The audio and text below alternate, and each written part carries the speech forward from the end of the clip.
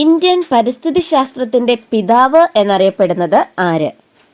Indian പരിസ്ഥിതി ശാസ്ത്രത്തിന്റെ പിതാവ് എന്നറിയപ്പെടുന്നത് ആര്?